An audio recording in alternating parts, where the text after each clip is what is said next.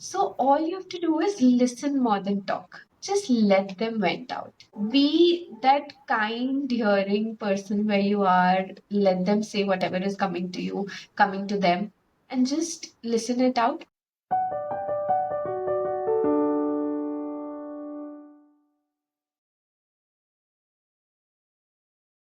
Hi everyone, welcome and thank you for joining us on the World Mental Health Day. So today's theme is about access to services, mental health in catastrophes and emergencies. We'll be talking about something very simple but powerful, the art of checking in. And to help us understand this better, I'm joined by Varuna Sharma, consultant clinical psychologist. Varuna, welcome. Hi, Tanvi. Thank you for introducing me. Happy World Mental Health Day to everyone. Even though, we are having this conversation because of Mental Health Day, but this is the need of the hour because there is war happening around us. There are so many losses that are taking place. People are going through grief. So I do feel it's important to check in with people around us at this time. Yeah, you're so right, Varuna. When people go through big crises, and you're right, there's so much happening. There was the terror attack in India, there's all these genocide happening, there's a lot of wars that we are so privy to because of news, everything around us. And when we go through such big crises, we often focus on physical needs, food, safety, shelter. But I guess that's what makes checking in such an important part of care too. Right, right. That is there. And even when we start checking in, the main thing that it does is it breaks the isolation. Everyone feels that their grief is personal, even though we are all going through similar things around us. This helps break the isolation, makes the person feel that they are also accounted for. It's not that they're alone in this battle. And it helps even as, say, mental health professionals or as a community support to early identify if there is a mental health issue coming up with any person in this time. Yeah, and that's so true. And also because mental health services still there's so much stigma attached to it, and not everybody has access to formal services. These small acts seems to be so important then. Right. And this is the first aid we are looking for. If the community helps us identify, it just helps us diverge our hold on the whole community when it comes to mental health support. Because during these times, difficult times where some tragedies occurred, a lot of importance is given on to the physical aspect, the moving the people, rehabilitation aspect. But the psychosocial support is something that kind of goes missed. Yeah, you're so right about that. And I loved how you called it first aid, psychological first aid. So, Varna, how does a person really check in? I meet a lot of people who want to check in, want to ask how everybody is doing, but they're just so caught up with, okay, what if I say the wrong thing? What if it just adds the distress? So, can you help us with that? How do we really check in? Right.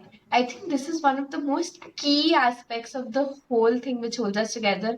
And there's a very basic step that I follow is here to, you know, identify, to validate, and to support. So, how do we identify? When we are talking to someone, we can just notice that, you've been feeling a little low lately. You're just acknowledging, you're just noticing that they're not feeling up to the mark. You can validate that this is a difficult time. I can understand that this is something very stressful, of course. And lastly, provide support. Ask them as openly as possible that, do you want to talk to someone? Do you want me to just sit beside you for some time if that helps? Some company can help.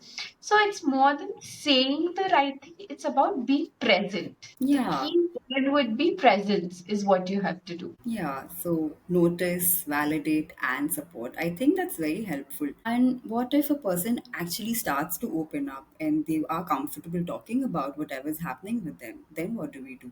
And a lot of times this will happen because, we are all like at the tipping point where you just want to open up. So all you have to do is listen more than talk. Just let them vent out. Be that kind, hearing person where you are. Let them say whatever is coming to you, coming to them, and just listen it out. And if you feel at any point that they might do something harmful to themselves, please reach out to the proper professional help at that time. It does not mean that you are invading their privacy or you're breaking their trust. It's just that when the situation becomes a little extreme, it's important that the right people also intervene at that vulnerable time. Yeah, and that is again so important. A lot of times you will always get scared. If I say something, it's like breaking their trust. But it really helps to know that it's just about taking care of them. And we can always keep them in the loop. Okay, I had to reach out to this person. But Right. it's really about not breaking their trust, but taking care of them, whatever supports them. So, Correct. Rana, what about ourselves? Like we said, there's so many things happening around us, and we are experiencing everything vicariously, if not by ourselves. So, when we're checking in with everybody else around us, how do we really check in with ourselves? Even here, we can simplify the whole process is first asking ourselves, how am I holding up today? What we forget in this whole process is that we forget to be the friend we are to everyone else. Because of that, the compassion fatigue sets in, or we start feeling the secondary trauma to whatever we are absorbing. So just ask yourself, how are you holding it? And when it comes to news, as you're telling, so many things are going around, try to limit your news consumption. Take whatever is important and don't overload yourself. Overwhelming yourself with information will not help you. It's good to be updated, but not immersed in it. And Yeah. lastly, try to take 5 minutes out for yourself, even if it means going down for a walk, having a cup of coffee, sitting down with yourself, listening to some music, anything, stretching, journaling, anything that helps you ground yourself to yourself rather than everything around in the reality, just to yourself as a human being. So, Yeah. just these steps will take you a long way. I so relate with what you said. And I remember when there was COVID going on and there was so much news, it really was anxiety provoking. And I'm so glad that you mentioned reducing the content of how much you consume news can be so important. Yeah. Thank you for such important reminders in how to take care of ourselves, how to take care of other people, just to check in. And before we close, Varuna, if people watching could do one thing after looking at this video, what would you want it to be? The first thing that I would want is to reach out to someone you know who's going through something, to just let your hand out, keep an open ended conversation that you're there for support. And second, to check in with yourself.